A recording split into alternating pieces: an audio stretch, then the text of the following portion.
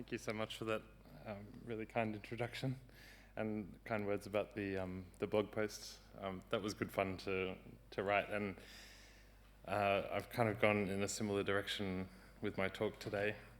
I'd like to begin by acknowledging the Turrbal and Yagara people and the peoples whose country we're on, and just pay my respects to elders past and present. I'm looking for this. They've got a countdown thing so I don't go over time, so just wanted to check that. And thinking about being on country, I've just moved to Wurundjeri country in Melbourne. So I'd like to acknowledge that my work is, and my life is now taking place down there as well. I'd like to take this opportunity to thank the Siganto Foundation for their support of the Monica Clare Fellowships, as well as the State Library of Queensland, especially to Gavin, Chrissy, Troy, along with all the people that are making these fellowships what they are, and also making days like today happen. My research project for the Monica Clare Fellowship is entitled Mipa Mipumani. I knew I'd stumble over that when I was saying it publicly. On the colonisation of Kullilli Country in southwest Queensland. And that's a title that I'll explain a bit more in a minute. But first I wanted to take you back to about a year or so ago. I'd been living in the United States for about half a year and watching Australian television streamed on YouTube, when all of a sudden the voice on the television goes, "You'll never see anything like this again." And then it was showing these views of the Channel Country bioregion of which Kullilli is a part of, from above and on the ground with wildflowers in full bloom. The rainwaters had made their way inland and, making its own kind of flood, and then there was this flood of colours as well. Radiant whites, neon pinks and searing yellows. I didn't put a photo in because I kind of wanted you to imagine. And then it made me look outside at the grey concrete and the bitumen, the overcast skies and the sleepy gardens which were just coming out of winter. And being away in the United States had certainly put the brakes on my engagement with the archives at the John Oxley Library, but the project itself was swirling around in my head the whole time. So how could I not think of Kullilli Country and the Channel Country, that wildflower country bursting with life? And I thought of the Aboriginal side of my family, especially my grandmother Midgie. Kullilli Country is where her grandmother was born and lived on for the first 25 years of her life, but was eventually forced off, winding up being sent to the Aboriginal government settlement at Baramba, which later became Cherbourg. Some years back I was drawn to the words Mipa Mipumani as a way to try and come to terms with colonisation and its impacts on people and country. I was inspired to use Kullilli words by Toby Adams, a Kullilli man, who's done powerful work revitalising our language. The words themselves translate to something like bad dreaming or creating bad, Mipa Mipumani. There we go. And I recognise that many people would be unfamiliar with where Kullilli Country is, or what the Channel Country is. So I thought I'd take a minute to help us get our bearings. Kullilli Country itself is about 1,000 kilometres west of Brisbane if you just went in a straight line. It connects to and is part of the Channel Country bioregion, which gets its name from the big, the grooves and the rivulets that carry water inland towards places like Kadithunder or Lake Eyre. Bulli River runs through the heart of Kullilli Country, and Thargomindah is the main township. And in 2014, Kullilli people regained native title over our country, which is now managed by the Kullilli-Bulli River Aboriginal Corporation. And they're doing some amazing things, which hopefully we'll talk about later in the discussion.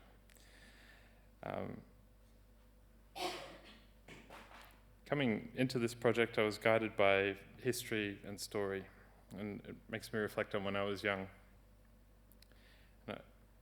As a boy, I was struggling to understand how it was that my immediate Kullilli family went from living on country, speaking language, to living in places like Cherbourg and then Brisbane. And my grandmother would tell me everything that she could about growing up in Cherbourg, but she would send me up to my Auntie Shirley's house to talk about things that came before. And I think those two inspired me to seek out, books and the history, more stories. So when I got older, I finally came across this book by Hazel McKellar, Matyamundu, A History of the Aboriginal People in Southwest Queensland, and it's had a powerful impact on me. The book itself was edited by historian Tom Blake, and he's a good friend of the John Oxley. He comes in most weeks. In Matyamundu, McKellar interviews Kullilli elder Peter Hood, whose photograph I've included on the right. And he shared many insights into the lived experience of Kullilli people from the mid-19th century on into the 20th century. And it was Peter Hood's truth-telling about violence that's not yet been meaningfully reckoned with, which led me into this project. And I was inspired to come to the Monica Clare Fellowship after seeing the amazing work that Associate Professor Fiona Foley had done, speaking truth about her country as well.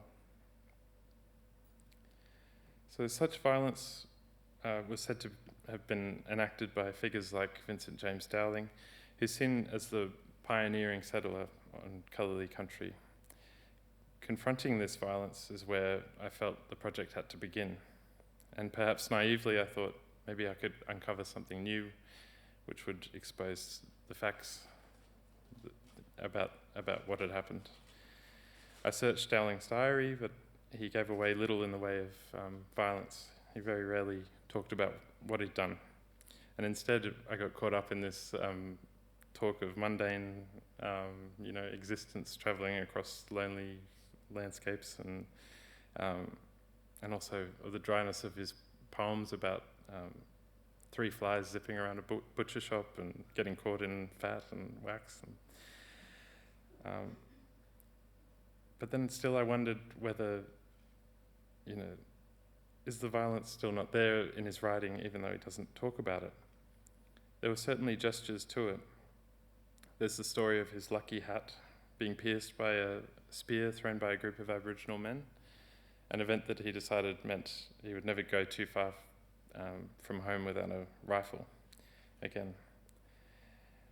And then there was the death of his brother later, who was supposedly killed by an Aboriginal man that had been showing him around the country.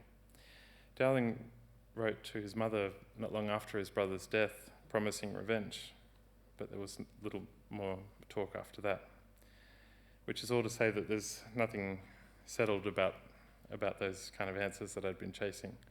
And I'm still thinking through ways to write about the violence, despite the silences. But this early violence is just one side of it. My work in John Oxley has taken me in all kinds of directions, and the project itself is much richer and fuller than I ever could have anticipated.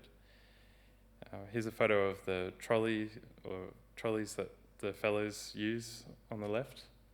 But when I think about my trolley, at least in my head, I imagined it stacked to the ceiling with stories and spilling over the trolley itself, maybe filling up the room or filling up this room.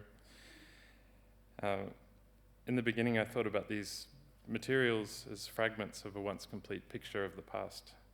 But then I started to think about the materials as each speaking their own story of their own times and following their own rhythms. So they're wild, a bit like the wildflower country that the wildflowers that are rising up out of country. They have that same sort of energy. And this requires a different way of writing than maybe a standard history would have it. And that's something I'm still experimenting with too.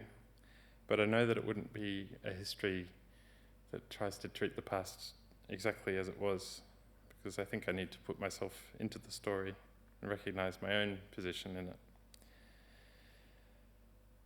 On the right, there's a few items that I've gathered, and a personal favourite of mine is the zebra patterned map, supposedly a map that was made by a couple of artists and commissioned by the Queensland government. And it promises that at the time it was made that it was completely accurate. So, so I know that I won't get lost when I go out there to Kullilli Country later in the year. These materials have all offered very powerful and striking insights into Indigenous sovereignty and Indigenous agency, even if that means I've got to read against the grain sometimes, or just pick out, read through a bunch of documents just to find, one little glimpse. But it's all been telling me that there was nothing passive about Kullilli people's lives or experiences. They weren't just overcome by colonisation. The photograph of the 3 Aboriginal men on Nokatunga Station on the right reminds me of this story I found of Kullilli people in Nokatunga heading off with their own horses in their own cars.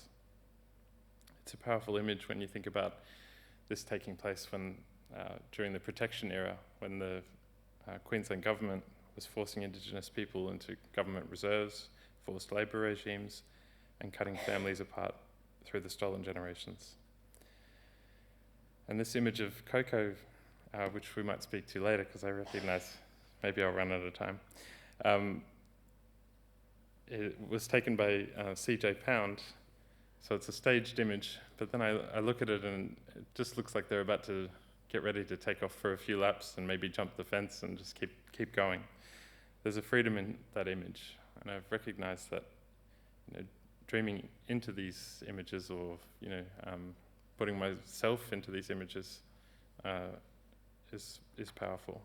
But it also means recognising these people, these Kullilli people, not just as photographs, but as people who have lives and experiences and agency, autonomy.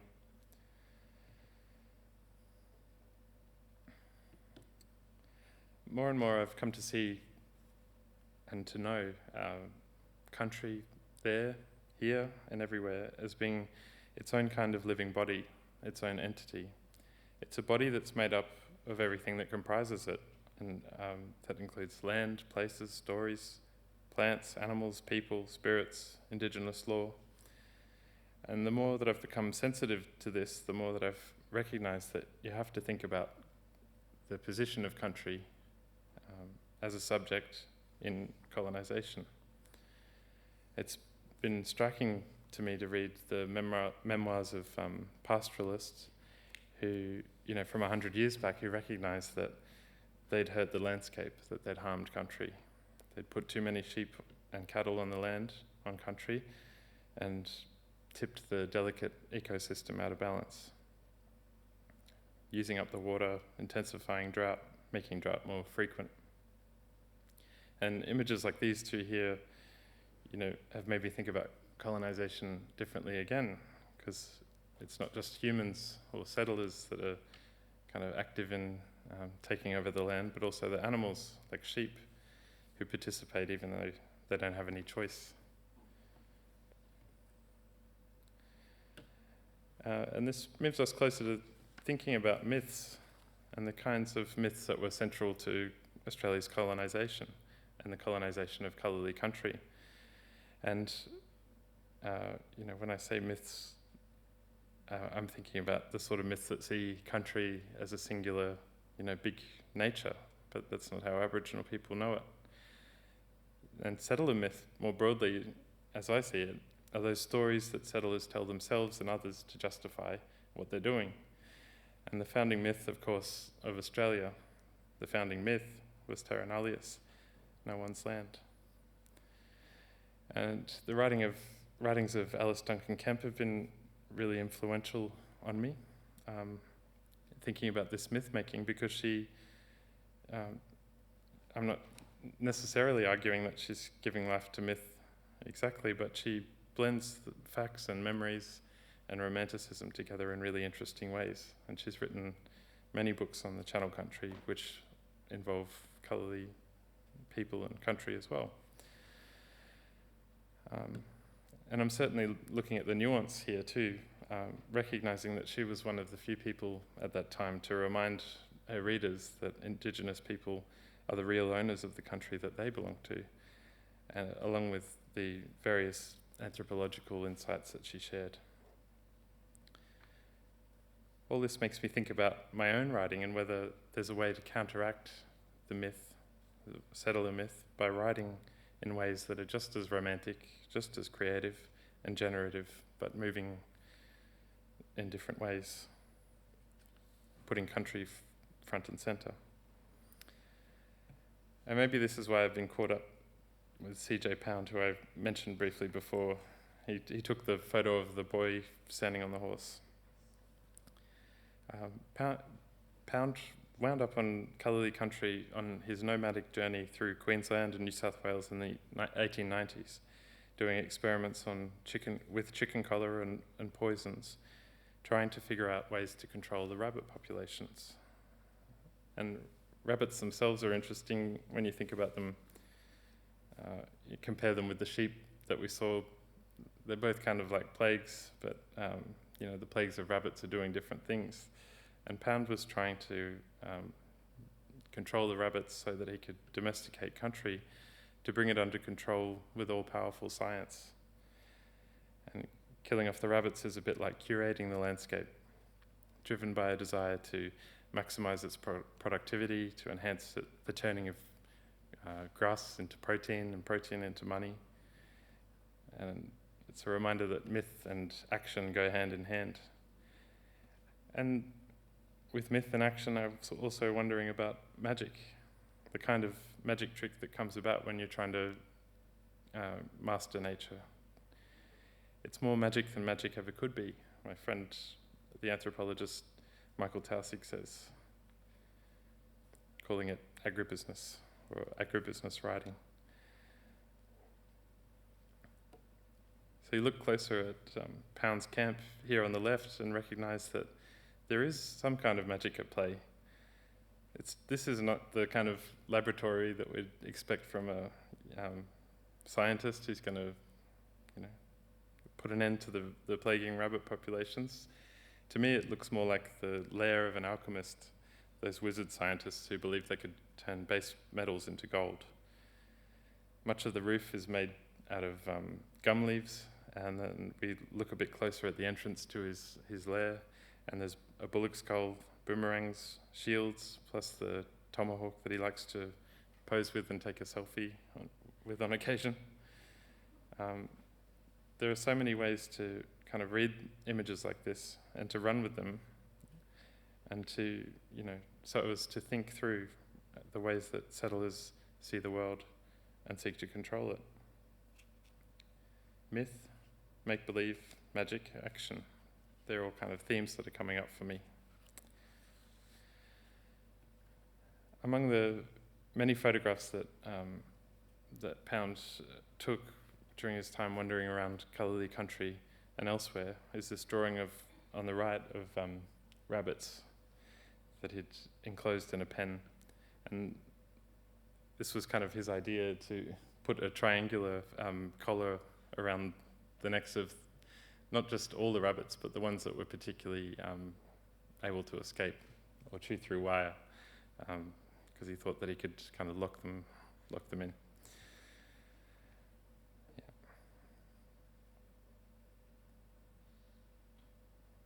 Oh.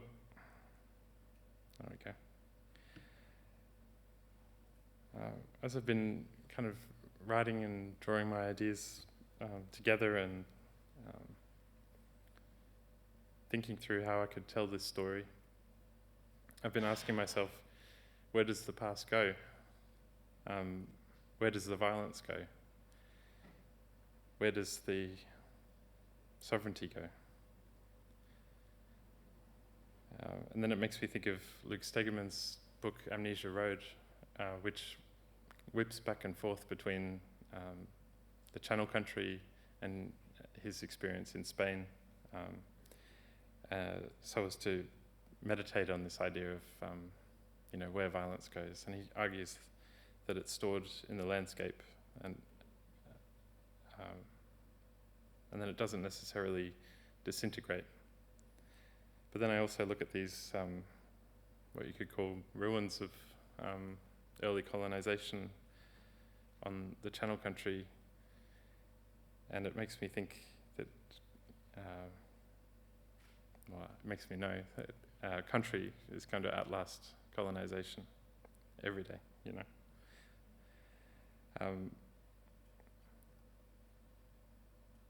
and that country really can't be owned or possessed in the sort of way that settler myth might have it. Who, like, with the wildflowers, to who do the wildflowers belong? It's Kullilli Country. It's the Channel Country. It's the country that makes up Australia. So country is forever, but we need to protect it. And I think that means also working towards healing country and people. So I'm doing pretty good for time. I've got 3 minutes, and this is the last slide.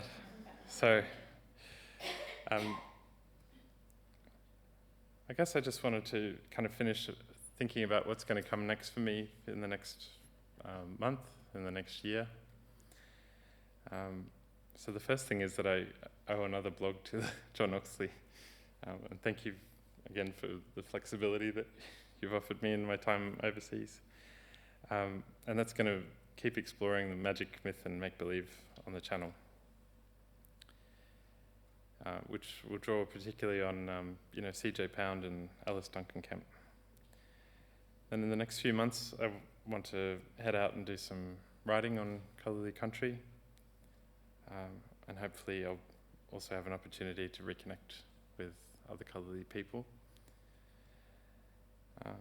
But probably the biggest news is that I've got a contract with UQ Press to write a book, Wildflower Country, which is due to them at the end of this year and will be published next year, hopefully. And the idea, I guess the driving force for me now isn't just to come to terms with violence or anything like that. That's part of it. But what I really want is for this work to be able to empower Indigenous people and to empower country, and also to encourage everyone to recognise Indigenous philosophy and Indigenous sovereignty, not just in southwest Queensland, but all over the place, all over Australia. Thank you.